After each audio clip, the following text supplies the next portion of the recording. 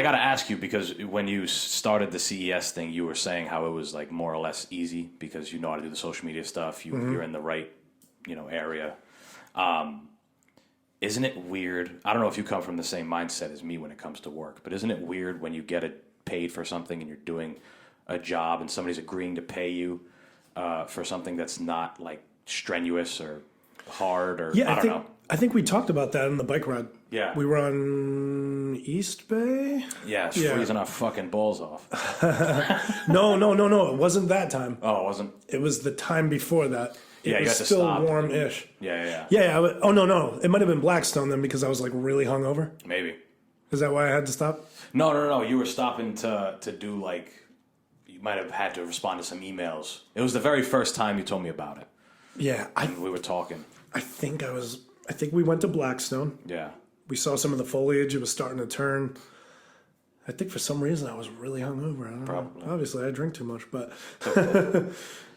as I drink more booze. This is an occasion. It's a Tuesday, motherfucker. But I remember being like, oh, God, we're doing like, what is that one, 36? 36 miles and I'm so hungover. Yeah. But yeah, the weird part is, and I had told you that day, is I feel like I don't deserve the money. Yeah. It's weird because usually I associate money with things that I hate. Right. Like, or not hate, but just don't want to do. You have to do it. Yeah. And with the CES stuff, I actually enjoy doing it. I get to like I'm going to get to hold pads for Jorgen. Right. I already like that dude. I like hang out with him outside of fighting. I've trained fighting with him. I think he's a good dude. It's like, oh, I get to hang out with him and hold pads with him. I would do that if he just hit me up. Yeah. And now I just get to record it. And then it's called content. And it becomes exclusive content, quote unquote. And that makes me valuable. It's just weird that my connection with another human being is like of value to somebody. And we had kind of talked about that 2 years ago now. Is that when you had the job in Boston? Is that 2 years ago? Yeah, probably. Something like that. So long story short, Antonio and I had sat down and I was helping him out with some contacts for, that was like a sales gig, right? Yeah, basically, that you were doing. And we were supposed to do like an hour or two where I just go through my contacts and give them people to call. And then it ended up being that in a few hours at NARA, which, is a weird place to go, but I just like loud music and business stuff. Yeah, I like loud music and I like alcohol and having fun, nightlife. And we had only gotten through the A's. And you were like, we got to do this again. And Antonio helped me realize, now I'm talking to your viewers, that like networking was my real strength. Just my ability to connect with other people, being an extrovert, being able to like talk to people. And so to draw it back to CES, that has benefited me. I got Tyreem in my gym because that's my boy. Like, we're just friends. Right. And hey, can you go over your win in your professional debut? And now he doesn't know this yet. I guess when this airs, he will know. CES really wants to push him. They like him. They think he alluded to this a little bit, but I don't think he knows how much. They're like, oh, he's a nice dude. He seems like a humble guy. He's really cool. He's like a good-looking kid. He's shredded. He beats the shit out of people. Like, he's the whole package. Yeah.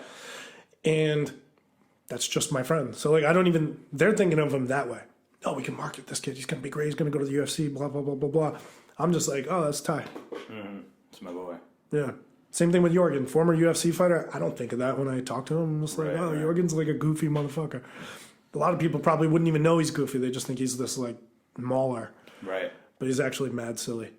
Well, that's the thing about growing and getting better with a bunch of people, like a group of, like-minded people. Whether it's guys over there who, like, I always think about the big gyms, like AKA, and there's fucking, Daniel Cormier and Khabib training over there, and you got some kid who's getting ready to make his pro debut, and he's just training in there with them. But to him, it's like, they're just my training partners. Yeah, Khabib's the baddest motherfucker in the world. DC's two-weight champion. Like, yeah.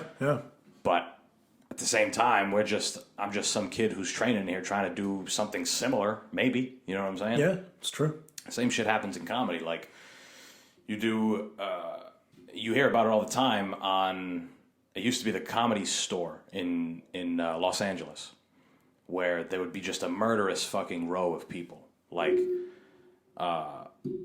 you know, there'd be Chappelle and Rogan and Joey Diaz and Tim Dillon and Ari Shaffir and all these guys. Not Ari Shaffir because he lives in New York City, but you know what I'm saying. Just all these top guys that are all there working, and then you'll have like, you know, some kid who's been doing it for a while and is getting an opportunity there. So he's kind of growing with them, but he's like, I just did comedy with fucking Chappelle. Like, you could go on there on a Tuesday and watch Chappelle do a set. You know what I'm saying? Like, Yeah, it's amazing. it's crazy. Growing in a place with actual killers, but they're just, you know, your boys, I guess. Yeah, Companions. it's really weird sometimes, you know. You know, I've trained with a lot of UFC fighters, a lot of Bellator guys, some PFL guys, and it's just like, and I mean, I can't even count the amount of CES guys and like local fighters and LFA and whatever. And it's just like, yeah, they're just normal ass dudes. Mm-hmm. Somebody might look at them and be like, wow. And I mean, they are special in that sense, but because I'm so deep in the thing, I don't see it that way. Right. I have respect for all of them. There's a baseline respect that I have for every fighter, everybody who decides to step in a ring, step in a cage, step on a mat. But yeah, also, they're just regular dudes. Yeah.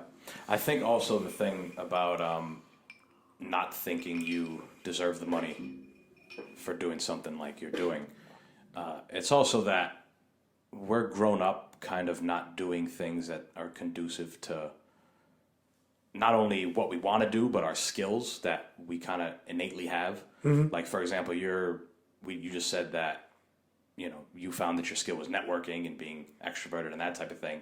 And now this is an avenue for you to do just that and get paid for it, more or less. Yeah. You know, and we grow up the whole time.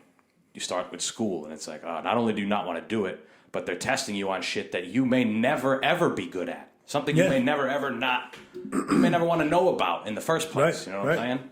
So once you get to a point where it's like, now I'm getting paid for something that not only I enjoy, it doesn't even need to be that you enjoy it. Like, I don't enjoy going to Dave & Buster's and doing that thing, but I can do it because it's something that I'm already kind of born knowing how to do or I'm able to do, you know? Yeah.